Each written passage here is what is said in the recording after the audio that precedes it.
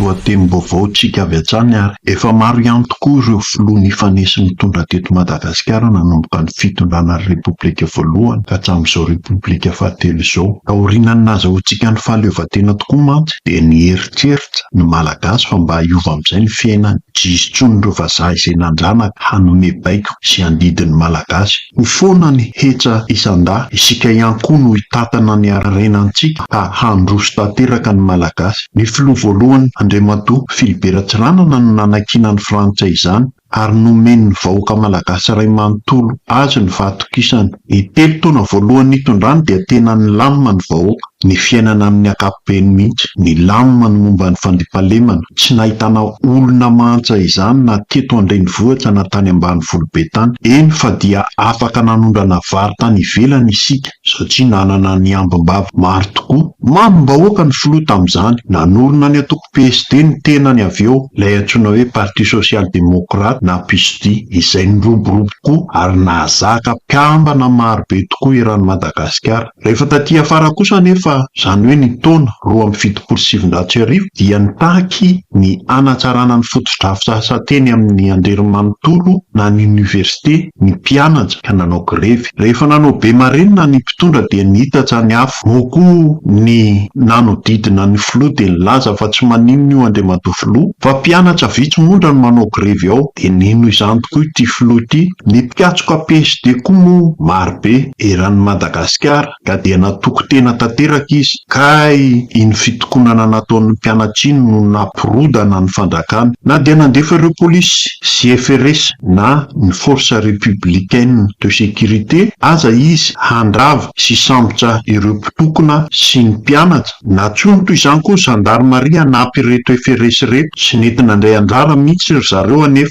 ary nolaviny fa tsy hisambotra na hamono ireo mpianatra zanan'ireo ry zareo. Vokany niala izy ka nomeny ny général Ramanatsoa fitondrana. Dia niditra indray ny amiral Dider Ratsiraka ka nitondra làlam-panorenana vaovao sosialista sy fomba fitondrana amin'ny fijery vaovao sy toy ny tamin'ny andron'ny Andriamatoa Philibert Ratsiranana. Niezaka nampiray ny mpanao politika rehetra teto Madagasikara ihany koa izy tamin'ny fananganana ny mandatezana politika malagasy. Nanangana ny atokony toy ny tamin'ny andron'ny filoha Philibert Ratsiranana ihany koa izy dia niarema izany antoko ny révolution malagasy na antoko ny révolution malagasy. Rehefa nitondra nandritra ny 9 taona izy, izany hoe ny taona 577 ka hatramin'ny taona 377 dia nanomboka leo ny vahoaka sady hita fa tsy naomby ilay révolution nitarihana ny Madagasikara satria nandrany labary ny vahoaka. Tsy nisy ny savony, tsisy ny siramamy, tsisy ny menaka. Nanomboka nafarany avy any ivelany avokoa ny zavatra ilaina andavanandro. Eny fa na ny vary azy. Niseho teto sy teroa ny fahantrana, nirongetra ny halatra. Mbola toy ny teo aloha ihany koa dia nino ny voalazany manodidina azy ity filoha ity. Fa olona vitsy no mitabataba sy mitokona manohitra azy ary ny mpikatsoka arema marobe vonona noana azy hatramin'ny farany. Andro ny katso ny raharaha pirenena, ny katso tanteraka ny firenena. Voatery nitsoaka mihitsy moa izy no niafarana satria dia nahery loatra ny tolom-bahoaka teny Akianto. Dia niditra indray ny filoha Marc Ravalomanana nanangana ny atoko timo. Natandraka be mihitsy izany atoko izany tamin'ny fotoan'androny. Izy moa dia nampiakatra ny toe-karenan'ny Madagasikara izay efa latsaka ambany dia ambany tokoa tamin'izany. Rehefa nitondra izy nandritra ny taona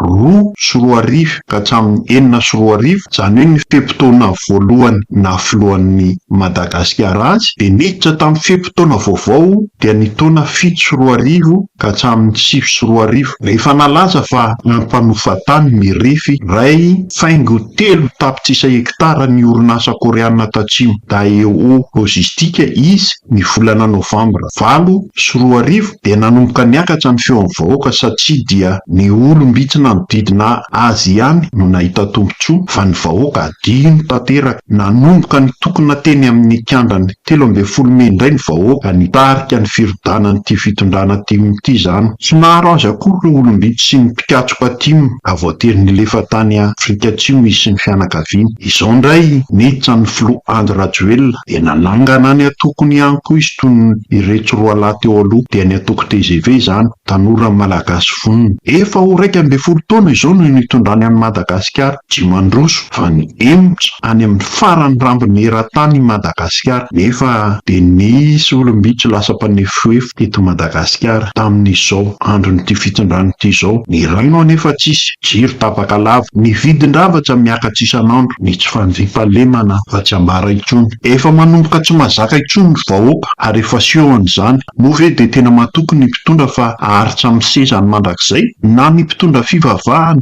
Ireo mpanao politika maro samihafa efa nanomboka naneho ny heviny amin'izao fitondrana tsy mahomby izao. Dia mbola tsy nakalesana tamin'ireo efa nitondra ka lavy teo aloha foana ve izao fitondrana izao? Ny amiraly aneka tany amin'ny ekôla ambony miaramila tany Frantsa mihitsy no nianatra. Ay, ny paipaikanaty samihafa rehetra, saingy rehefa ny vahoaka no tsy tia anao intsony, miongana foana ianao. Ny endro hono no voky fa ny adala manisika ihany. Veloma vetivety tompoko.